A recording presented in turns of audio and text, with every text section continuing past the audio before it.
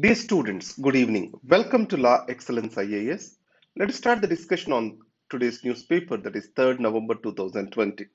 The first article for discussion is Education, the Nation and the States. Education was originally a subject in the state list. 42nd Amendment Act brought it into the concurrent list.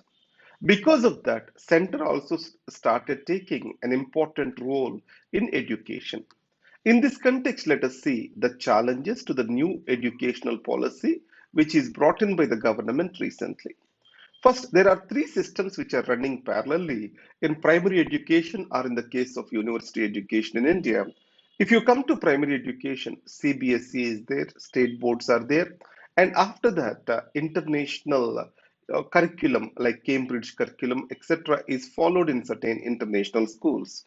Coming to universities, state universities, central universities, and you have certain private universities. Added to that, professional and management colleges, which are managed by the center and which are autonomous, also exist. How to integrate these diverse systems into one single curriculum is a major challenge before the policy. Second, privatization is rampant in higher education. It went to the extent of inviting foreign universities to India.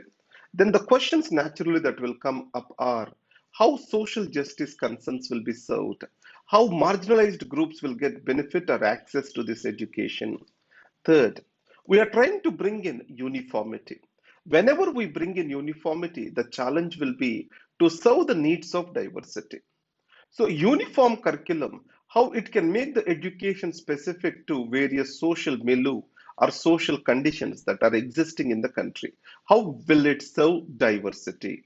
Added to that, regulation is also going to be uniform with one single regulatory agency. In such a case, this regulation is going to bring in straight-jacketed approach. Obviously, flexibility and autonomy are the greater questions that are going to come over here. And merit and performance of the institution is just calculated in terms of the financial performance or certain ranks or international rankings of the institution. How can we ensure performance by connecting the institution to the objectives, changes it aims to bring in? Let me put it simply this way. Hyderabad Central University's purpose is quite different compared to Jawaharlal Nehru University, JNU. The reason is they are meant to solve two different problems which are existing in that context. This particular policy is trying to bring in uniformity at the cost of serving India's diversity. That is what is the author's opinion. The next article is Back to School. In this, I have only 2 points for you. Many of the states are opening schools for children. If you take the example of Israel, once the schools are opened, that have led to increase in cases, school children have become the carriers for the virus into home, and vulnerable people in the home got affected and increased the mortality. Second important thing is many countries are imposing the lockdown. Once the cases have decreased in those countries, peaked and decreased, there is a second wave which is coming up. India cannot sit relaxed. It has to continue its safe behavior. That is what is spoken over here. Next is zero surveys underestimate building of herd immunity. First, we need to understand herd immunity. What does that mean? So, if you take a vaccine and you get antibodies, so that whenever the virus comes to your body is ready for a fight. Similarly, once you are infected, your body also produces antibodies to fight the virus. In such a scenario, a person got infected and he got the antibodies. If by chance or by accident, if he meets another person, will he transfer the virus? No. So, once your infection is over, and when you got the antibodies, you will no more transfer the virus. So, that is the reason why we state that when the number of people with antibodies have increased, reached to certain percentage, then we can say there is herd immunity.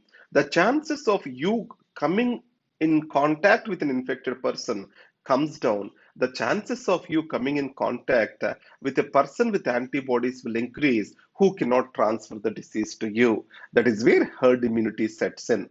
The Zero surveys recently stated that around 30% is the herd immunity, few others stated around 10%.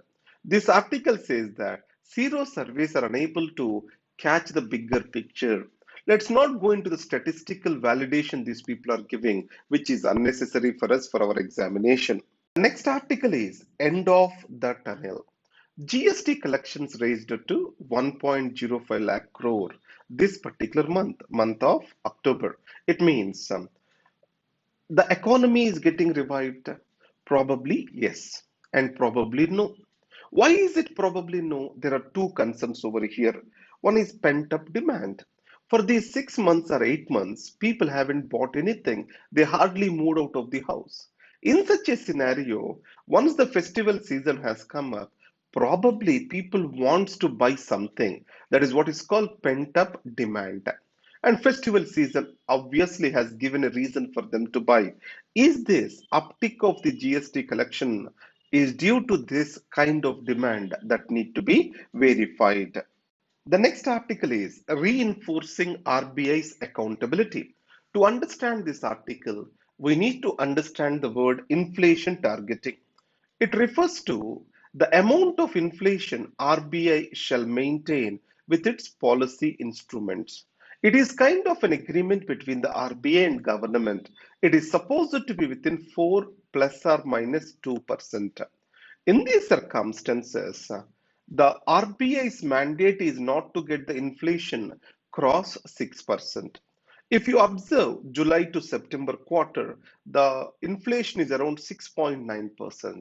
Shall we make the RBI accountable or not?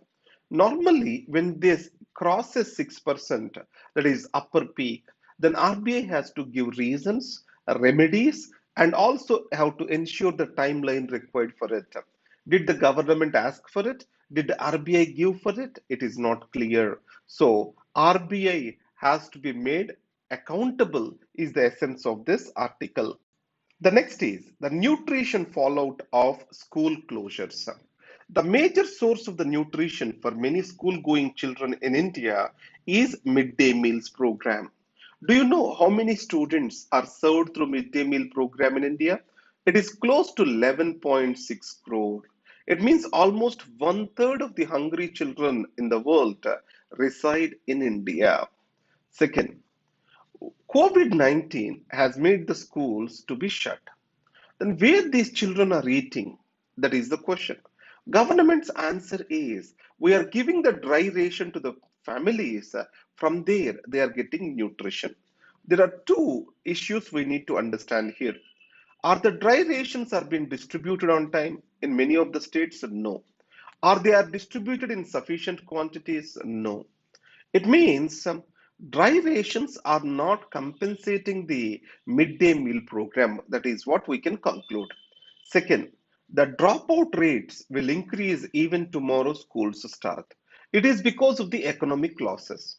As parents have lost the jobs and income, these people are collectively engaging in manual labor to make their ends meet. Simply put up, child labor is on rise. Then how to solve this issue? Let us understand the problem here. Who is responsible for giving rations for the schools? It is Food Corporation of India. Don't you think it is too centralized system? Yes. So that's why the strategy can be a decentralized system. Let us procure locally and let us cook and give it to the children locally. Let us establish canteen-like mechanisms which can say midday meal centers. So locally cooked food will be made available in these midday meal centers for the children, either the schools open or not.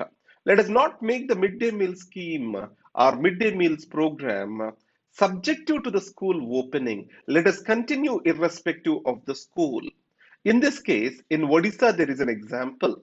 They have community kitchens. These are meant to serve elderly and destitutes. So, on the lines of these community kitchens, we can develop midday meal kitchens which will run irrespective of the school holidays. These are the steps which we can consider. Next is strategic partnership will aid smooth work in the event of virginal crisis. Australian High Commissioner to India, he is making certain observations on India-Australia relations. You know that Australia is also part of Malabar naval exercises now. And Prime Minister of India and Australia, when they spoke, they have concluded comprehensive strategic partnership. And today we have research fund between the countries, a quantum mission which is going to improve the levels of computing, artificial intelligence, 5G, rare earth material, ground station tracking facilities for Gaganyaan. All these are the various areas of cooperation between India and Australia. The next article is Supreme Court stays Election Commission order revoking star campaigner status of Nath. Remember one point, the Constitution states that courts shall not interfere with the elections once the election process has started. They can only talk about the election process after the results are being declared with an election petition if it comes before them. But recently, courts are interfering and talking about the elections while the election process is on. The second thing is, according to Section 77(1) of Representation of People's Act 1951, the star campaigners will be decided by the political party and will be submitted to election commission. Now, election commission removing a person as a star campaigner is not in its scope. That is what is Supreme Court of India has clearly stated. These are the articles for today. Thank you very much. Have a great day.